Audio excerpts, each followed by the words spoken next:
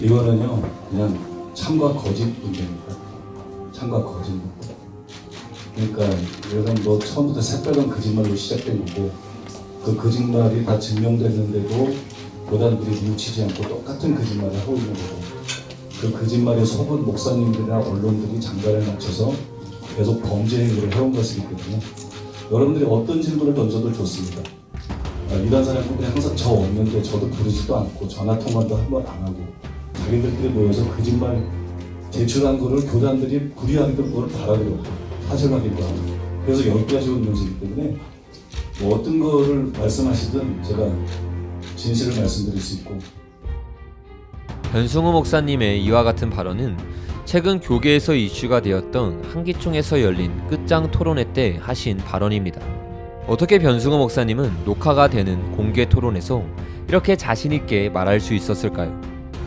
그것은 그동안 당해온 이단 시비의 문제가 명백한 거짓말이었기 때문입니다.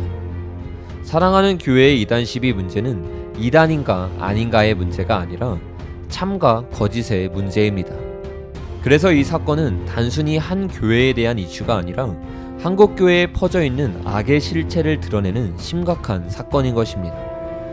그래서 오늘은 사랑하는 교회의 이단 시비를 살펴보며 한국 교회의 악의 무리들과 대형 교회의 이기적인 침묵이 한국 교회에 얼마나 많은 피해를 주고 있었는지 살펴보기를 원합니다. 과거의 백석교단은 1년간 사랑하는 교회를 조사하여 이단이 아니라는 결정을 내렸습니다.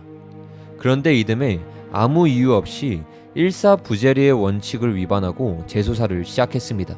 이미 이것 자체가 불법이지만 백석교단의 교수님들이 변승우 목사님의 책과 설교 CD 모두를 가져가서 조사한 후에 성경적으로 흠잡을 데가 없다는 결론을 내렸고 당시 총회장님에게 보고를 했습니다. 이것은 당시 백석의 총회장과 총무가 변승우 목사님을 불러 식사하면서 해준 이야기고 이대의 최종 회의에서 그 사실을 말했을 때 그들 모두가 인정한 사실입니다. 그런데 충격적인 것은 백석교단이 총회 때 이대희가 조사한 결과를 정직하게 발표하지 않고 조작하여 재판도 없이 변승우 목사님을 제명출교 시켰습니다. 여러분, 이것은 명백한 날조이고 한 교회를 정치적으로 죽인 것입니다. 변승우 목사님은 이러한 그들의 사악함을 10년이 넘게 이야기해왔지만 백석에서는 지금까지 전혀 반박하고 있지 못합니다. 왜냐하면 이 모든 것이 사실이기 때문입니다.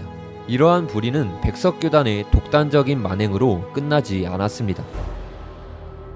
2016년 통합교단 특별사면 때 사랑하는 교회에서 제출한 사면 신청 이유서를 보면 그들의 만행을 더 자세하게 볼 수 있습니다.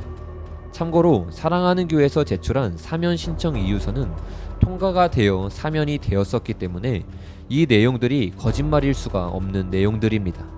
1번의 내용을 보면 통합 측에서 사랑하는 교회의 이단성을 연구하고 진행하는 동안 사랑하는 교회에게 변론할 수 있는 기회를 주지 않고 뒤에서 결정을 내린 것을 알 수 있습니다. 세상 법정에서도 가장 흉악한 죄인에게 소명할 기회를 주는데 아무런 소명 기회 없이 자기들끼리 결정을 했다는 것은 말도 안 되는 일인 것입니다. 그런데 더 충격적인 것은 3번의 내용입니다. 그렇게 말도 안 되는 방식으로 연구를 하고 94총회에서 이단 결정을 내릴 당시 15명 의원 중 고작 6명만 참석한 상태에서 사랑하는 교회를 이단으로 결정했습니다. 총회헌법에 정체위원 중 가반수 이상 출석하고 출석자 중 가반수 이상 창성으로 결의라는 규정이 있음에도 불구하고 악의적으로 진행을 감행한 것입니다. 절차법을 위반하면 결의는 무효라는 것이 상식입니다. 그러나 통합교단은 이에 대해 아무런 조치도 취하지 않았습니다. 세상 법정도 그렇지 않은데 교회에서 이런 일이 일어나고 있다는 것을 제가 말해야 한다는 이 현실이 가슴이 찢어지는 심정입니다. 이렇게 통합은 처음 시작부터 끝까지 세상에서도 보지 못하는 악랄함으로 한 교회를 이단으로 매도했습니다. 이 진행 절차만 들어도 말이 안 되는 상황이지만 그들이 연구했다는 내용을 들여다보면 정말로 충격적입니다. 하나부터 열까지 다 말도 안 되는 내용들을 적어 놓았기 때문에 시간 관계상 몇 가지만 짧게 살펴보기를 원합니다. 통합위대회는 변승우 목사님의 설교를 인용하면서 행위 구원자라고 결론을 내렸습니다. 이것은 그들이 인용한 설교의 내용입니다.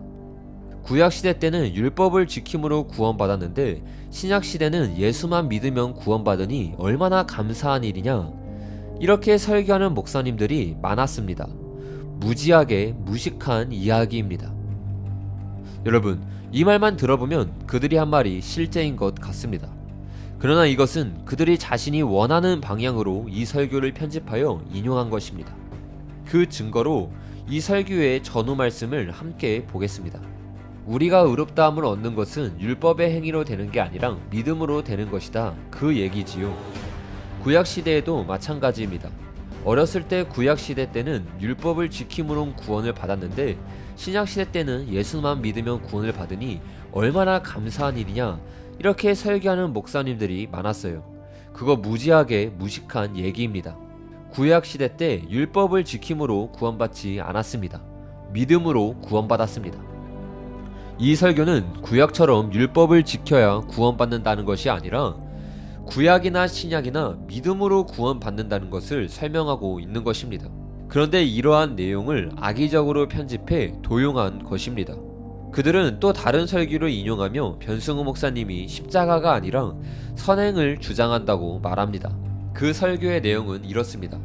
보통 사람들은 십자가 외에 다른 소리를 하면 모두 잘못된 것인 양 이야기합니다.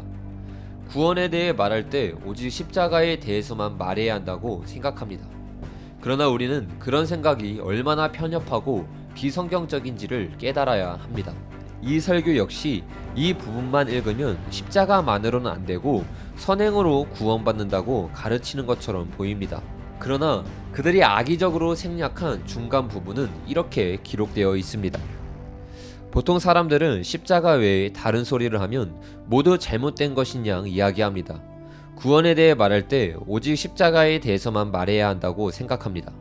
다시 말해서 구원에 대해서 말할 때 오직 십자가의 공로만 말해야지 죄를 끊어야 하는 회개를 말하거나 행함 있는 산믿음을 말하거나 자기 부정과 자기 십자가를 지는 것을 말하거나 이런 것은 모두 복음 진리에서 벗어난 것이며 잘못된 것인 양 취급합니다. 그러나 우리는 그런 생각이 얼마나 편협하고 비성경적인 것을 깨달아야 합니다. 여러분, 이 내용은 율법의 행위로 구원받는다고 주장하는 것이 아닙니다. 회개하고 예수님을 믿어야 하며 제자의 대가를 지불해야 한다는 것입니다. 이 말은 지극히 성경적인 설교인 것입니다. 그런데 이러한 설교를 율법주의 이단으로 매도한 것입니다. 여러분, 이 정도면 이단성을 놓고 연구한 것이 아니라 이단이다라고 답을 정해놓고 가정을 맞춰간 것입니다. 이것이 한 교단의 이데이가 할 일입니까? 지금까지 내용들이 다 사실이기 때문에 통합 사면이, 위대의, 임원회 그 어떤 곳에서도 이 내용에 대해 아무런 반박을 하고 있지 못하지만 통합에서는 이단 전제를 철회하지 않고 있습니다. 그 뒤 백석에서 한기총의 변승우 목사님을 이단으로 만들어달라고 제소했지만 한기총 이대의 소위원회와 대위원회 그리고 임원회까지 다 변승우 목사님이 이단이라 할 수 없다고 결정하였고 그래서 임원회로서 종결이 되었습니다. 하지만 실행위원회에서 변승우 목사님을 음해하는 데 앞장섰던 백석, 통합, 고신, 합신교단이 힘을 모아서 한기총의 결정을 깨고 이단 사냥꾼들의 거짓말을 지지하는 한국교회연합을 만들어냈습니다. 그 뒤 한교연은 예성에서 조사한 결과 이단성이 없는데 음해했다는 것이 드러났을 때도 압력을 넣어서 총회장님을 굴복시켰습니다. 이 외에도 그들의 거짓 매도는 끝도 없이 이어집니다. 고신에서는 성도들에게 도전을 주기 위해 전 인류의 2%, 즉 교회 안에서 20% 정도가 구원받는다는 간증을 소개한 것을 교회 안에서만 2%가 구원받는다고 악의적으로 날조했고 환상을 보지 못하면 구원을 받지 못한다는 새빨간 거짓말로 사랑하는 교회를 정죄했습니다. 그리고 변승우 목사님이 그것이 사실과 다름을 누차 가르쳐 주었음에도 불구하고 고치지 않고 거짓에 근거하여 단죄를 했습니다. 또 정바월 목사는 자신이 운영하는 선지자 예언 다음 카페와 크리스찬 트리뷴을 통해서 변승우 목사는 사랑하는 교회만 구원이 있다고 주장했다. 사랑하는 교회는 돈을 주고 입신간증을 꾸며낸다는 등 수도 없는 거짓말을 만들어내어 배포하고 교회와 목사들을 속여왔습니다. 심지어 이단 사냥꾼 중의 하나인 이인규 권사는 변승우 목사님과 아무 상관이 없는 왕관과 왕복 사진을 찍어놓고 변승우 목사님이 마치 문성면처럼 대관식을 거행했다는 새빨간 거짓말까지도 지어내어 매도했습니다. 이처럼 사랑하는 교회에 대한 이단 시비는 처음부터 끝까지 거짓으로 시작해 거짓으로 마친 사건입니다. 그런데 저는 이 사건을 보면서 가장 충격을 받은 부분이 있었습니다. 그것은 사랑하는 교회가 당한 억울한 거짓 매도가 음해라는 사실을 상당수의 기독교 언론들과 대형교회의 목사님들이 알고 있었다는 사실입니다. 이 모든 사실을 알고 있으면서 제대로 된 기사와 소리를 낸 사람이 아무도 없다는 사실이 참으로 씁쓸한 교계의 현실입니다. 저는 이런 교계의 모습을 보면서 목격자라는 영화가 생각났습니다. 그 영화의 내용은 이렇습니다. 영화의 주인공이 살고 있는 아파트 단지에서 살인이 일어났고 주인공은 그것을 목격합니다. 그런데 자신의 신변에 위협이 들어오자 목격을 하고도 신고하지 않았고 그로 인해 더 많은 인명피해가 일어납니다. 저는 영화를 보는 동안 너무 답답했고 이런 생각들을 했습니다. 이런 일은 일어날 수가 없는 일인데 이건 너무 현실성이 없는 영화이다. 그러나 지금의 저는 그렇게 생각하지 않습니다. 이런 말도 안 되는 일들이 말 그대로 영화에서만 일어날 법한 일들이 바로 우리 눈앞에 일어나고 있다는 사실입니다. 그것도 세상이 아니라 교계에서 말입니다. 그런데 여러분, 이것은 이제 교계에 침묵하는 자들에게만 책임이 있는 것이 아닙니다. 왜냐하면 이 영상을 보았다면 여러분들도 목격자이기 때문입니다. 여러분은 이러한 상황을 보고도 나의 상황과 이해관계와 자리 때문에 침묵하는 목격자가 되실 것입니까? 이 사건은 아직 종료된 사건이 아닙니다. 지난 한기총 토론을 통해 사랑하는 교회의 이단성이 조작된 것이 백일하에 드러나자 진실된 기자들과 소신 있는 목사님들이 옳은 소리를 내어주었습니다. 하지만 여전히 국민일보, CBS, 뉴스엔조이 등은 이것을 불법적으로 이단을 해제한 것이냐 왜곡 보도를 했습니다. 그들이 항상 진실을 거짓으로 왜곡하기 때문에 토론회를 녹화하여 올린다고 말을 하고 시작했는데도 특별게시의 종결을 말했는데 특별게시가 여전히 존재한다고 말할 정도로 거짓 기사를 쓴다면 그전에는 어떻게 기사를 썼을까요? 이대로 그들을 놔두면 제2의 사랑하는 교회, 제3의 희생자가 나오는 것은 불보듯 뻔한 일인 것입니다. 여러분, 지금까지 우리가 봐온 것이 사랑하는 교회의 이단 논쟁 사건의 실체입니다. 이것은 변승우 목사님의 말씀처럼 이단을 해지하냐 마냐의 문제가 아니라 참과 거짓의 문제인 것입니다. 이제는 찬송가의 가사처럼 참과 거짓이 싸울 때 어느 편에 설 것인지 우리는 정해야 할 것입니다. 나는 당연히 진실 편이라고 말하면서 아무 행동도 하지 않는 자는 침묵하는 목격자인 것입니다.